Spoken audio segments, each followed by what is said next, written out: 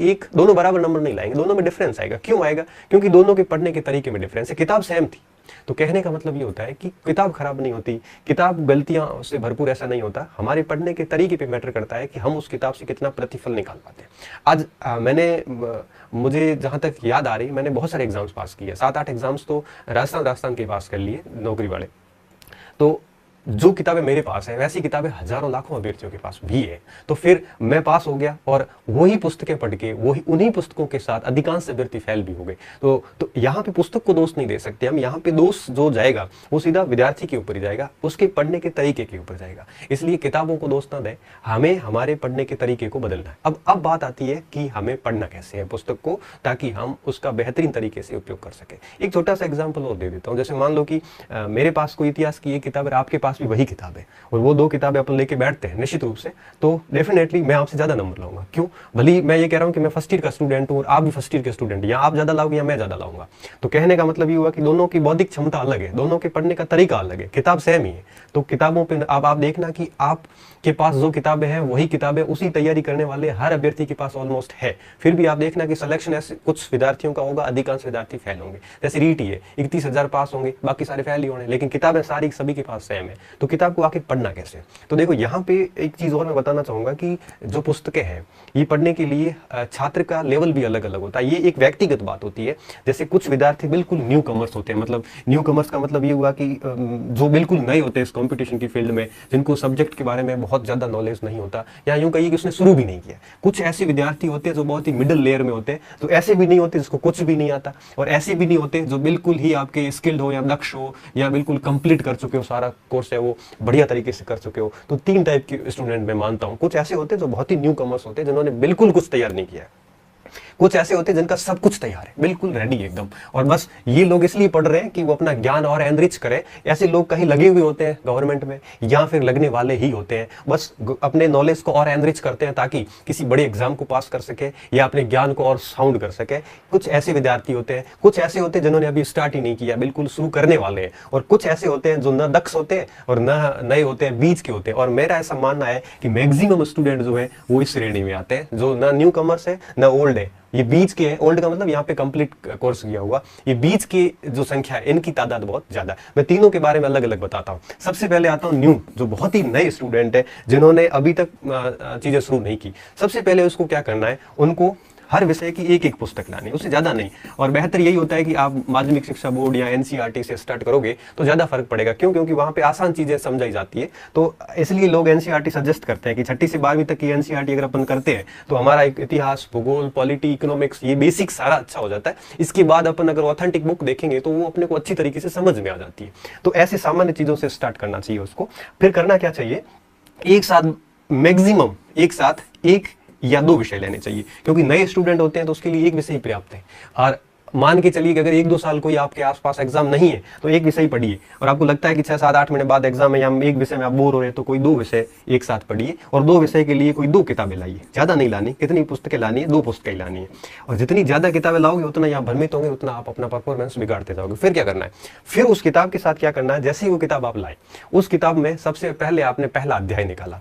उस पहले अध्याय को निकालने के बाद आपको क्या करना है, उस अध्याय को बढ़िया तरीके से एक बार पढ़ लेना। जैसे आप अखबार पढ़ते हो ना, कोई भी खबर पढ़ते हो, उस तरह से पेंसिल लेके बैठो और पूरे के पूरे टॉपिक को अच्छी तरीके से पढ़ लो।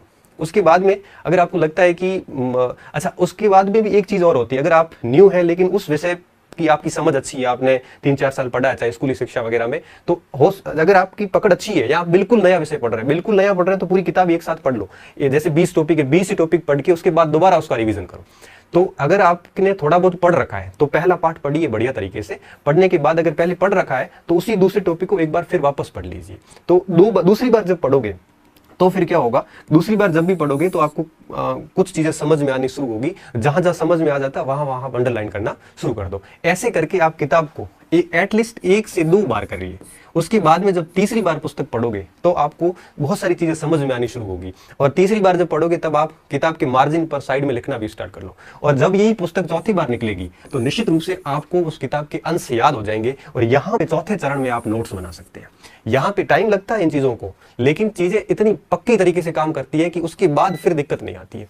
तो ये काम किया जा सकता है न्यू कमर्स के लिए। आपको ये चीजें करनी है, एक किताब को कम से कम आपको 4 से 5 बार पढ़ना है और कंटिन्यू फिर उसका आपको रिवीजन करते जाना है, ठीक है। फिर ये इन स्टूडेंट्स को क्या करना है, इनको कम से कम 2 विषय तो एक साथ रखने ही रखने हैं, और उन 2 विषयों को क्या करना है, उन 2 विषयों को बढ़िया तरीके से तैयार करते रहना है। और आप यूं कहिए कि कम से कम आप हर टॉपिक को एक साथ ही 1-2 बार पढ़ लो, और 2-2 3-3 बार पढ़ने के बाद आगे बढ़ोगे तो फिर आपका जल्दी हो जाएगा। आपका 2 बार मैं इसलिए कह रहा हूं कि आपकी स्थिति इनके जैसी नहीं है। आप पूरी किताब पढ़ो, उससे बजाय आप हर टॉपिक को 2-2 बार कंटिन्यू पढ़ते जाओ और फिर आगे बढ़ो, और फिर तीसरी बार फिर पूरी बुक ही एक साथ पढ़ लो, और चौथी बार उसमें फिर आप सॉर्ट आउट नोट्स कर सकते हैं। और इन लोगों को तो फिर क्या करना, किताब को खाली पढ़ना ही है, और ये जब लोग किताब पढ़ेंगे तो निश्चित रूप से कुछ फैक्ट नए आएंगे, उस फैक्ट को वो देख लेंगे, क्योंकि उनकी इमारत तो तैयार है। इसकी इमारत के ऊपर केवल कोई नया तथ्य मिलेगा तो वो अपने आप ही उनके सेट हो जाएगा। इनको कुछ भी नहीं करना है, इनको केवल नई किताब लानी है और उसमें देखना है कौन सी बात नई मिली है, वो अपने नोट्स में या अपनी पाठ्य सामग्री में या अपने दिमाग में ऐसे बिठा देंगे तो उनको ज्यादा नुकसान नहीं है। मेन समस्या यहाँ पे आती है। तो आपको क्या करना है, सबसे पहली चीज क्या करनी है, किताब की सामान्य रीडिंग करनी है। सामान्य रीडिंग का मतलब एक प्रकार से पूरा उसके ऊपर से अध्ययन करना है। रीडिंग करने के बाद में उन चीजों की स्टडी करनी है। स्टडी का मतलब होता है थोड़ा सा समझना टॉपिक को। जैसे मैं आपको एनसीईआरटी की क्लास से कंटिन्यू पढ़ा रहा हूँ, आप देखना उसमें कि मैंने जब भी कोई टॉपिक लिया है तो उस टॉपिक को, उस जो हेडिंग है उस हेडिंग को मैं आपको समझा रहा हूँ। मैं रीडिंग नहीं करवा रहा हूँ, मैं समझा रहा हूँ, सीधी स्टडी करवा रहा हूँ। रीडिंग स्टडी के बाद में फिर क्या होता है, फिर आप इसके ऊपर थिंकिंग मनन कर सकते हो, चीजों को सोच सकते हो। जैसे मान लो कालीबंगा पढ़ा आपने, कालीबंगा एक बार आप ऊपर से देख लिया, दूसरी बार फिर वापस पढ़ा तब आपने उसके नीचे अंडरलाइन कर ली, स्टडी कर ली। तीसरी बार जब पढ़ो तब उसके ऊपर सोचो, बुक बंद करके कालीबंगा के दिमाग में पूरा रिमाइंड करवाओ कि कब खोज हुई, कैसे खोज की गई, किसने की थी, इसके अंदर कौन कौन से प्रमाण मिले, इसकी क्या क्या विशेषताएं हैं, ये सारी चीजें आप दिमाग से सोचिए। जब आप ये सोचोगे तो बहुत सारी चीजें भूलोगे तो आप वापस चेक कीजिए। ऐसे आप तीसरे स्टेज पे मनन कीजिए। मनन करने के बाद में अगर आपके पास टाइम है तो आप रिटन अर्थात नोट्स भी बना सकते हैं। शॉर्ट में नोट्स हमेशा शॉर्ट में होते हैं। शॉर्ट में ऐसे नोट्स बना दो कि उस पुस्तक को वापस ना देखना पड़े। जैसे कालीबंगा में आपको लगा कि 30-40 पॉइंट है वो मेन है, वो सारे के सारे नोट कर दो ताकि वो किताब वापस ना पढ़नी पड़े। नोट्स का ये फायदा होता है कि जब आप दूसरी कोई नई किताब लाओगे तो उसमें से आपको जो नई बातें बनेगी वो आप उस नोट्स में ऐड कर दोगे, तो फिर तीसरी कभी किताब और लाओगे तो फिर उसमें नोट्स को और ऐड करोगे, तो नोट्स बहुत बढ़िया तरीके से तैयार होते जाएंगे और अपना ज्ञान भी एनरिच होता जाता है। कई स्टूडेंट क्या करते हैं, स्टार्टिंग में नोट्स बनाना स्टार्ट करते हैं। ये सबसे गलत तरीका है। क्यों? क्योंकि स्टार्टिंग में हम एक पुस्तक को जितनी बार पढ़ेंगे उतनी बार हमें नई चीजें मिलती जाएगी। तो फिर आप पहले गो थ्रू में सीधा ही नोट्स बनाओगे तो दूसरी बार पढ़ोगे, दूसरी बार फिर नई चीज आएगी, फिर कहोगे यार ये नोट्स पूरा नहीं है। तीसरी बार पढ़ोगे फिर नई चीज आएगी, फिर कहोगे कि यार नोट्स में फिर भी अधूरापन रह गया। इससे बेहतर ये होता है कि कम से कम 2 से 3 बार पढ़िए, रीडिंग कीजिए, उसकी स्टडी कीजिए, फिर उसके ऊपर सोचिए टॉपिक के ऊपर, और सोचने के बाद में फिर उसके नोट्स बनाइए। रीडिंग में टाइम लगता है, स्टडी में काफी टाइम लगता है। जैसे मान लो एक किताब आपने 20 दिन में पूरी पढ़ ली, तो 20 दिन पढ़ने के बाद कम से कम आपको वापस 20 से 30 दिन लगते हैं स्टडी करने में। फिर सोचने में आपको 5-7 दिन भी नहीं लगेंगे। क्यों? क्योंकि जो चीजें आपने अच्छी तरीके से अध्ययन कर लिया। जैसे मैं एक एग्जांपल देता हूं। जैसे आपको मैं कहूं कि आप मेरे बारे में कोई किताब लिखी हुई है और मैं आपको दे देता हूं, आप उस किताब को पढ़ के मेरे बारे में जानिए। तो आप उस किताब को पूरा पढ़ोगे मेरे बारे में जो लिखी हुई है, उसको पढ़ने के बाद आप मेरे बारे में इतना नहीं जान पाओगे जितना आप वापस मेरे बारे में स्टडी करोगे और मेरे बारे में सोचोगे कि ये है, वहां से है, ये करते हैं, वो करते हैं, तब आप विजुअल करोगे, तब चीजें अच्छे से याद होगी।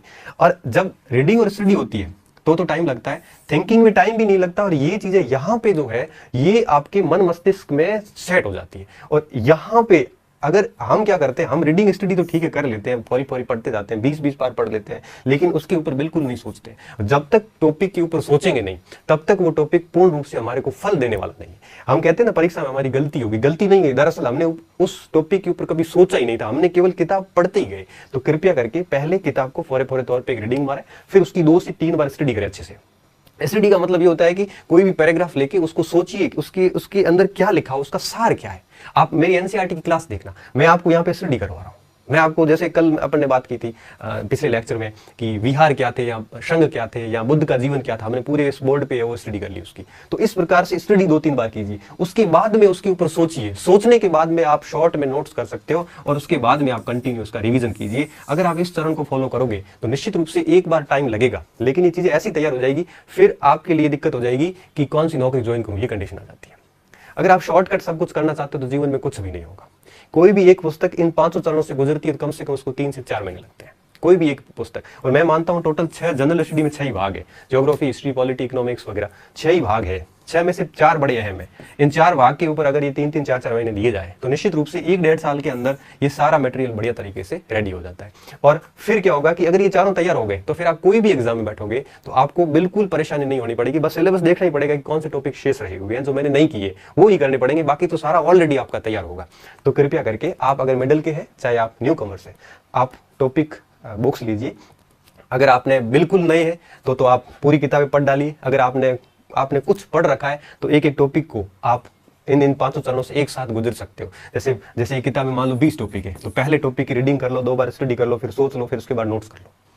फिर दूसरे टॉपिक है, ये दूसरे टॉपिक के 5 चरण कीजिए, फिर तीसरे टॉपिक के ये 5 चरण कीजिए।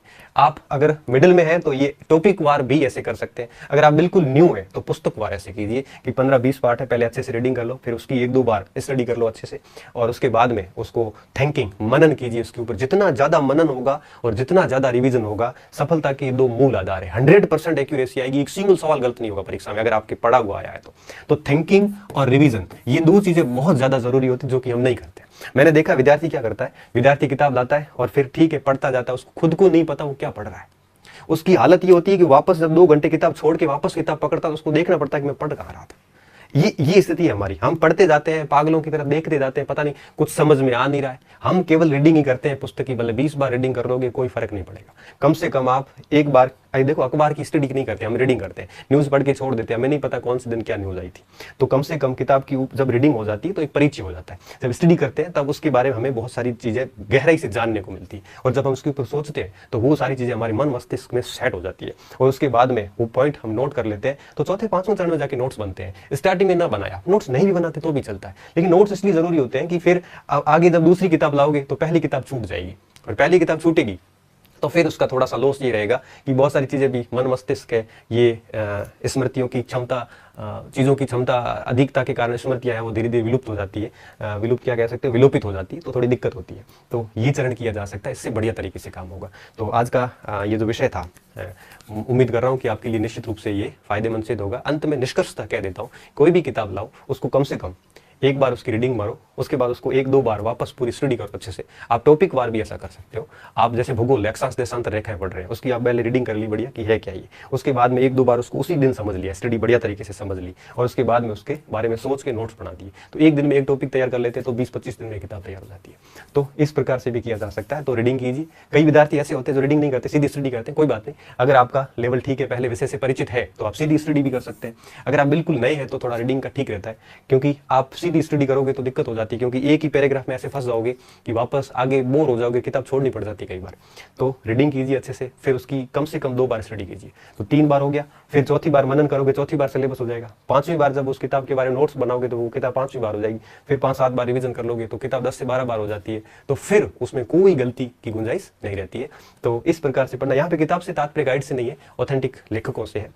तो इस प्रकार से किया जा सकता है। और अंत में चलते चलते बता दूं कि ये कैसे करना है। इसका अगर आपको प्रैक्टिकली डेमो देखना है तो आप मेरी कोई भी एनसीईआरटी की क्लास देख लेना। उसमें मैंने 7-8 लेक्चर लिए हैं टोटल। एनसीईआरटी 6ठी क्लास में 12 ही पार्ट है, जिसमें करीबन 15 या 17 वीडियो बनेंगे। उस 15-17 वीडियो को किसी स्टूडेंट ने नोट्स के रूप में लिखा है, तो आप देखना कि मुश्किल से 20 या 30 पेज होंगे। वही किताब जो 150 पेज की, उसको 20-30 पेज में मैंने नोट्स के रूप में लिखवा दिया। अब आप देखना कि वही 20 और 30 पेज मैं 100% दावे के साथ कह सकता हूँ कि उस टॉपिक से कोई सवाल आ गया तो उस 20-30 पेज से कभी बाहर नहीं जा सकता। और एनसीईआरटी ने जितना लिखा उससे 3 गुना ज्यादा मैंने उसमें लिखवाया। तो कहने का मतलब ये हुआ कि 20-30 पेज में हमने 6ठी की एनसीईआरटी समेट ली। अब वापस कभी वो एनसीईआरटी नहीं देखनी पड़ेगी। और ऐसे करते करते मैं 12वीं तक पूरी एनसीईआरटी जब करवाऊंगा तो मुश्किल से 1 रजिस्टर 1.5 रजिस्टर भरा जाएगा। उस पूरे 1.5 रजिस्टर में 12वीं तक की सारी एनसीईआरटी आ जाती है, और उसको फिर पता नहीं कितनी बार पढ़ा जाएगा। तो फिर वहां से कभी गलती की गुंजाइश नहीं रहती। तो वो आप प्रैक्टिकली डेमो देख सकते हो कि किस तरह से रीडिंग, स्टडी और मनन किया जा सकता है, नोट्स किस तरह से किए जा सकते हैं। ये चारों चीजें मैंने उस सारे पिछले लेक्चर्स में फॉलो की है, तो आप इसको फॉलो कर सकते हैं। बहुत बहुत धन्यवाद स्टूडेंट। मस्त रहिए, अच्छे रहिए और पढ़ते रहिए। और आपको जो कुछ पढ़ाई में बहुत सारी दिक्कत आती है तो आप मैसेज बॉक्स में डालते जाइए। जब भी जैसे टाइम मिलेगा वैसे वैसे मैं आपकी उन समस्याओं का समाधान करने का पूरा प्रयास जो है वो करूंगा। धन्यवाद।